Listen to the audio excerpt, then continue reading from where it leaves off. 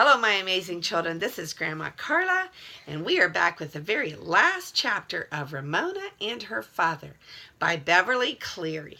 And today, because Grandma Carla's voice is so gravelly, I'm going to go ahead and let Miss Hannah Marie, my granddaughter, read to us. And this is Karis Ann, my other granddaughter. And when she's going to listen, Grandma Carla gets to listen today. And we're going to read the last chapter. Chapter 7, Ramona and the Three Wise Persons.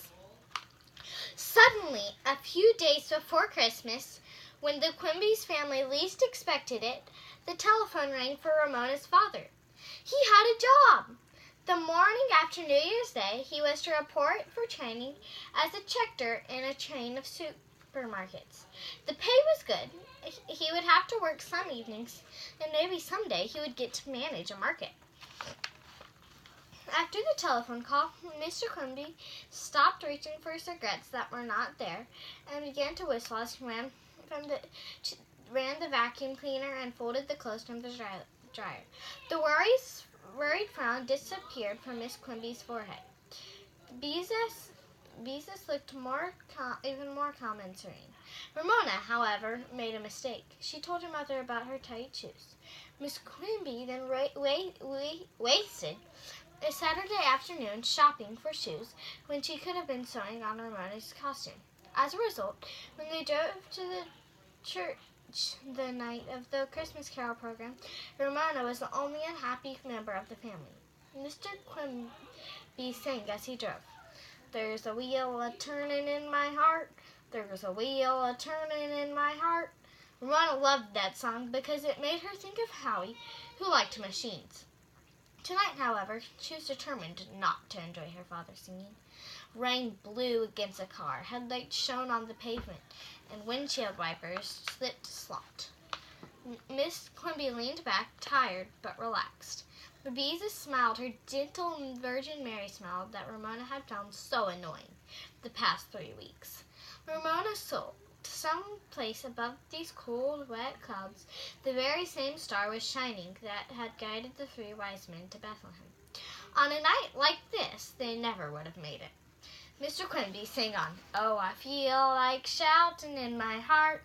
Ramona interrupted her father's song. "I don't care what anybody says," she burst out. "If I can't be a good sheep, I'm not going to be a sheep at all."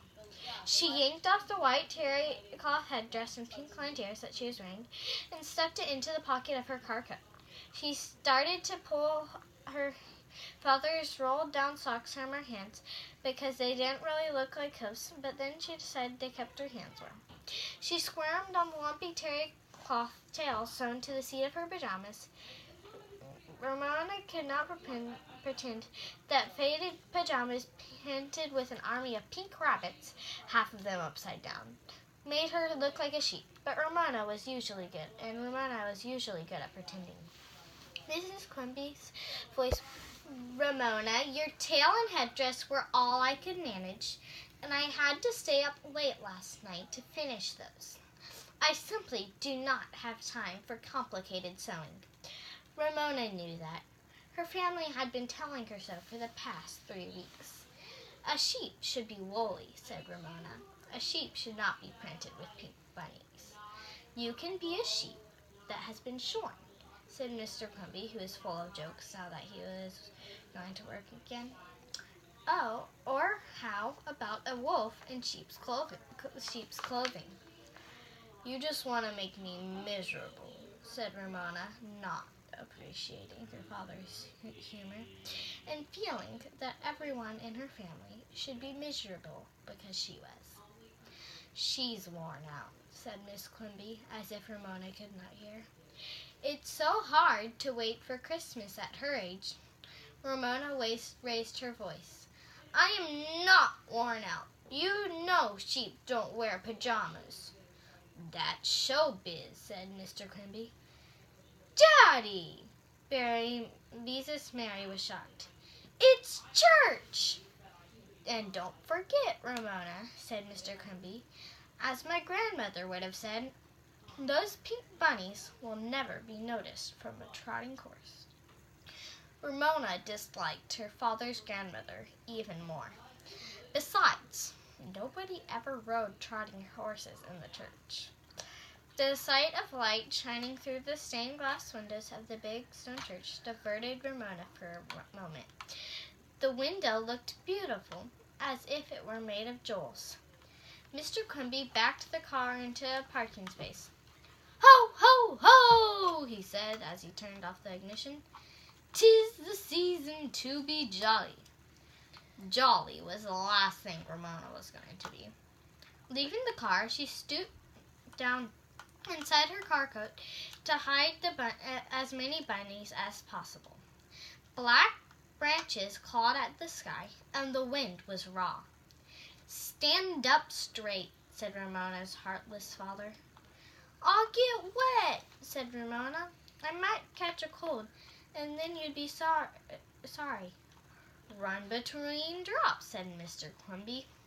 "They're too close together," said Ramona.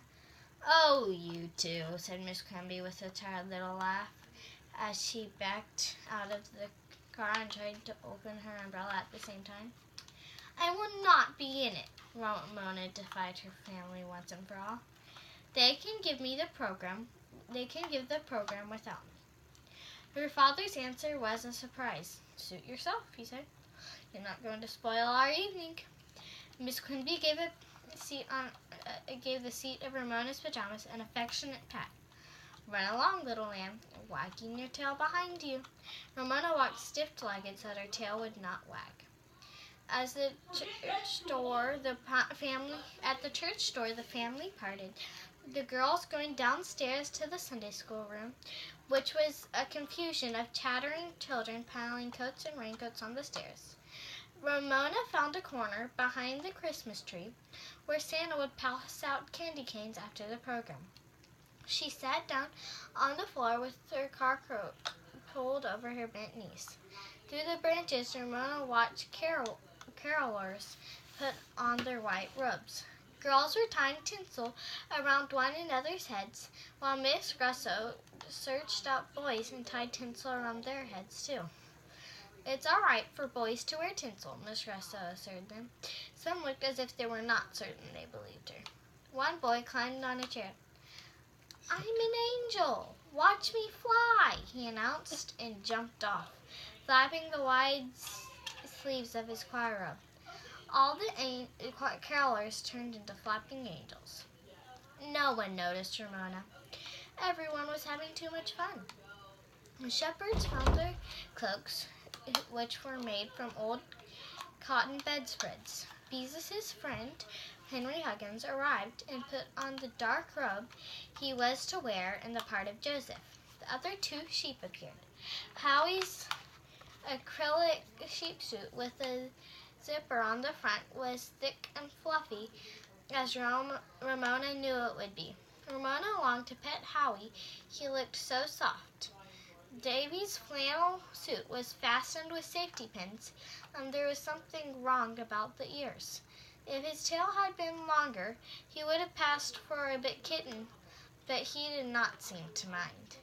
Both boys wore brown mittens. Davy, who was a thin little sheep, jumped up and down to make his tail wag, which surprised Ramona. At school, he was always so shy. Maybe he felt brave inside his sheep suit. Howie, a chunky sheep, made his tail wag too. "My ears are as good as theirs," Ramona told herself. The floor felt cold through the seat of her thin pajamas. "Look at the little lambs," cried an angel. "Aren't they darling?" "Bah! Bah!" bleated Davy and Howie. Ramona longed to be there with them, jumping and baying, and wagging her tail too. Maybe the faded rabbits didn't show as much as she had thought. She sat hunched and miserable. She had told her father she would not be a sheep, and she couldn't back down now. She hoped God was too busy to notice her, and then she changed her mind. "Please, God," prayed Ramona, in case he wasn't too busy to listen to a miserable little sheep, I don't really mean to be horrid. It just works out that way." She was frightened, she discovered, for when the program began, she would be left alone in the church basement. The lights might even be turned out. A scary thought, for the big stone church filled Ramona with awe, and she did not want to be left alone in the dark with her awe. "Please, God," prayed Ramona, "get me out of this mess." Jesus, in a long blue robe with a white scarf over her head and carrying a baby's blanket with a big flashlight, found her little sister. "Come out, Ramona," she coaxed. "Nobody will notice your costume. You know Mother would have made you a whole sheep suit if she had time. Be a good sport, please." Ramona shook her head and blinked to keep tears from falling. "I told Daddy I wouldn't be in the program, and I won't." "Well, okay, if that's the way you feel," said Beezus, forgetting to act like Mary. She left her little sister to her misery. Ramona sniffed and wiped her eyes on her hoof. Why didn't some grown-up come along and make her join the other sheep? No grown-up came. No one seemed to remember that there were supposed to be 3 sheep, not even Howie, who played with her almost every day. Ramona's eye caught the reflection of her face distorted in a green Christmas ornament. She was shocked to see that her nose looked huge, her mouth was red-rimmed, and her red-rimmed eyes tiny. I can't really look like that," thought Ramona in despair. "I'm really a nice person. It's just that nobody understands." Ramona mopped her eyes on her hoof again. And as she did, she noticed 3 big girls, so tall they were probably in the 8th grade, putting on robes made from better bedspreads than the shepherd's robes. "That's funny," she thought. Nothing she learned about in Sunday school told her anything about girls in long robes in the Nativity Scene. Could they be Jesus' aunts? One of the girls began to dab tan cream from a little jar on her face and to smear it around, while another girl held up a pocket mirror. The third girl, holding her own mirror, used an eyebrow pencil to give herself heavy brows. "Makeup," thought Ramona with interest, wishing she could wear it. The girls took turns darkening their faces and eyebrows. They looked like different people. Ramona got to her knees and peered over the lower branches of the Christmas tree for a better view. One of the girls noticed there. "Hi there," she said. "Why are you hiding back there?" "Because," was Ramona's all-purpose answer. "Well, are you Jesus' aunt?" she asked. The girls found this question funny. "No," answered one. "We're the 3 wise persons." Ramona was puzzled. "I thought they were supposed to be wise men," she said. "The boys backed out at the last minute," exclaimed the girls with the blackest eyebrows. "Mrs. Russo said women can be wise too, so tonight we are the 3 wise persons." This idea seemed like a good one to Ramona, who wished she were big enough to be a wise person hiding behind makeup, so no one would know who she was. "I was supposed to be a sheep, but I changed my mind," said Ramona, changing it back again. She pulled out her sheep headdress and put it on. "Isn't she adorable?" said one of the wise persons. Ramona was surprised. She had never been called adorable before. Bright, lively, yes. Adorable? No. She smiled and felt more lovable. Maybe pink-lined ears helped. "Why don't you want to be a sheep?" asked a wise person. Ramona had an inspiration. "Because I don't have any makeup." "Makeup on a sheep?" exclaimed a wise person and giggled. Ramona persisted. "Sheep have black noses," she hinted. "Maybe I could have a black nose." The girls looked at one another. "Don't tell my mother," said one, "but I have some mascara. We could make her nose black." please, begged Ramona, getting to her feet and coming out from behind the Christmas tree. The owner of the mascara fumbled in her shoulder bag, which was hanging on a chair, and brought out a tiny box. "Let's go in the kitchen where there's a sink," she said. When Ramona followed her, she moistened an elf-sized brush, which she rubbed on the mascara in the box. Then she began to brush it onto Ramona's nose. It tickled, but Ramona held still. "It feels like brushing my teeth, only on my nose," she remarked. The wise person stood back to look at her work, then applied another coat of mascara to Ramona's nose. "There," she said at last. "Now you look like a real sheep." Ramona felt like a real sheep. "Bah!" she bleated, a sheep's way of saying thank you. Ramona felt so much better, she could almost pretend she was woolly. She peeled off her coat and found that the faded pink rabbits didn't really show much in the dim light. She pranced off among the angels, who had been handed little flashlights which they were supposed to hold like candles. Instead, they were shining them into their mouths to show one another how weird they looked with light showing through their cheeks. The other two sheep stopped jumping when they saw her. "You don't look like Ramona," said Howie. "Bah! I'm not Ramona. I'm a sheep." The boys did not say one word about Ramona's pajamas. They wanted black noses too. And when Ramona told them where she got hers, they ran off to find the wise persons. When they returned, they no longer looked like Howie and Davy in sheep suits. They looked like strangers in sheep suits. "So I must really look like somebody else," thought Ramona, with increasing happiness. Now she could be in the program, and her parents wouldn't know because they wouldn't recognize her. "Bah!" bleated 3 prancing black-nosed sheep. "Bah! Bah!" Miss Russell clapped her hands. "Quiet, everybody," she ordered.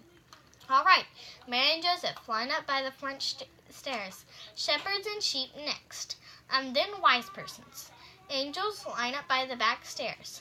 The 3 sheep pranced over to the shepherds, one of them whom said, "Look what we get to herd," and nudged Ramona with his crook.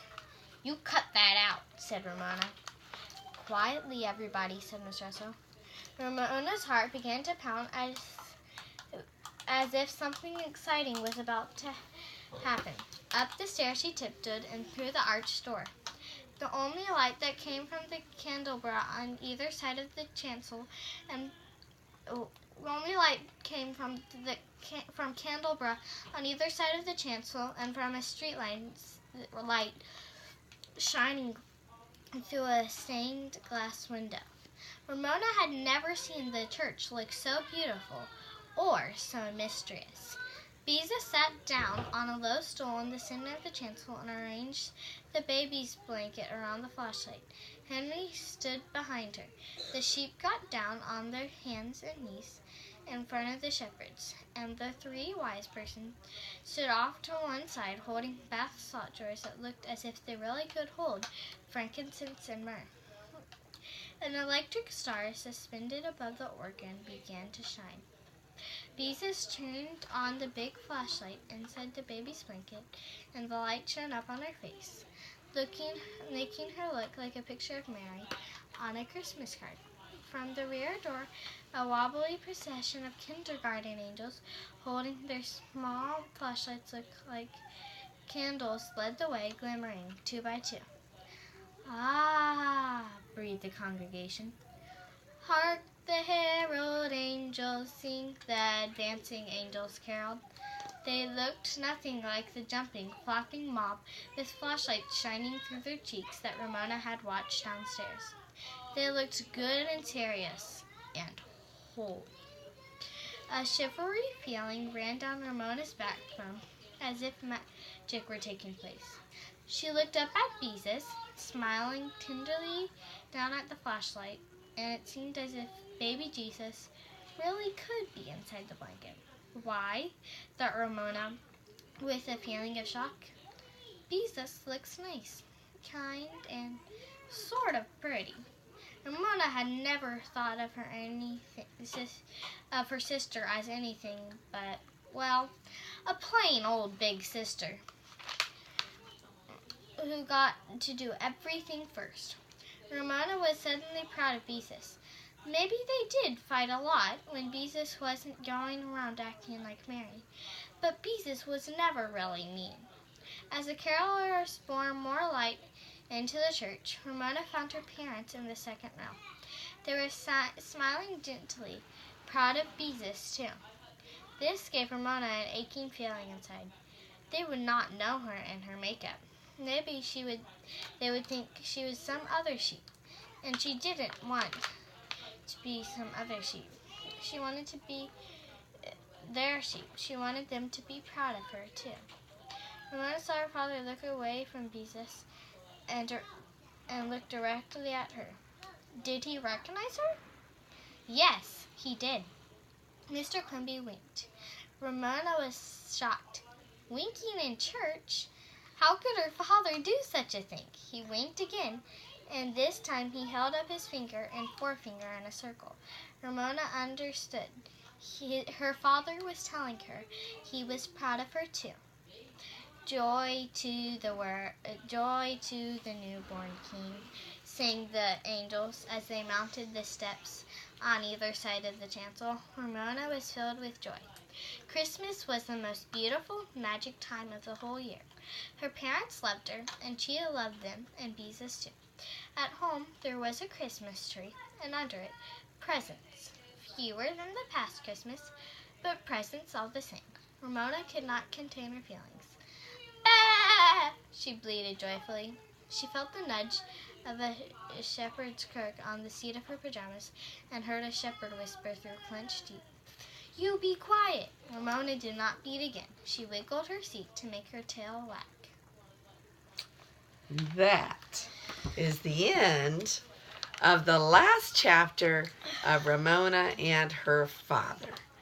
And I think Ramona learned some important lessons in this book. Can you think of an important lesson that Ramona learned?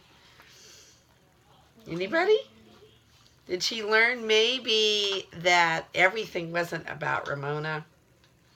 Sometimes and that no families are perfect. No families are perfect, but hers was a pretty good one, right? All right. So sometimes when we're little, we think that everything is about us and that everybody's looking at us and everybody's making fun of us.